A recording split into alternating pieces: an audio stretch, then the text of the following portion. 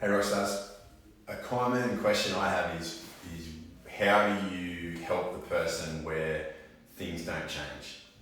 Things are still painful and you've done all your checks, you're confident that you haven't missed pathology, you're confident that you're on the right track, you have a plan in place, but things just don't change in terms of how it feels.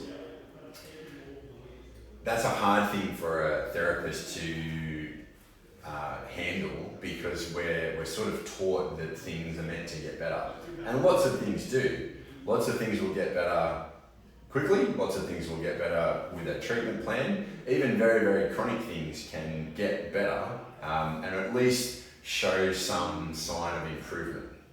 The really hard one is when you're really not seeing any change.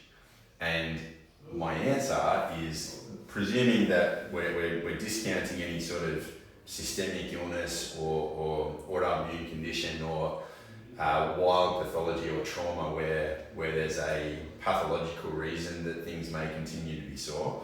We're talking about the patient that has something that you should be confident that it will change and it's just not. Often there are lots and lots of background things that contribute to why that might not change in that person's environment.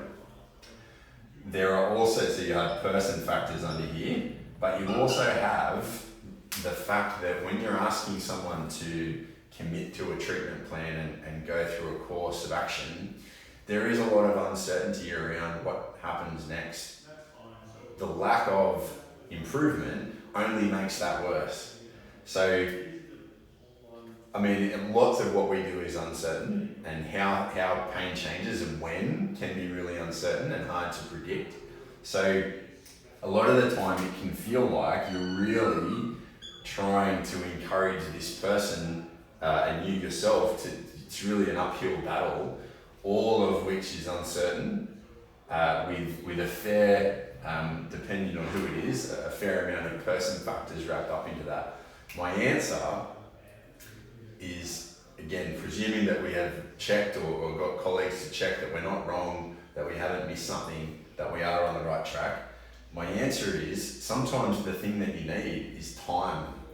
Sometimes all of this stuff, the system in the background, needs time to process what is going on, and it needs exposure over a period of time.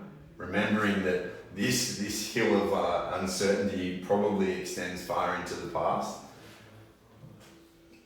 If you can encourage the person to keep going and maintain don't sort of fall into the pit of despair yourself, that this can work, things can change, this is a good idea, we are on the right track. With enough time, sometimes you get to a point where, for lots of different reasons that are still in the human black box that we don't understand, it just starts to get easier. And lots of things can still be uncertain, and it still may be painful.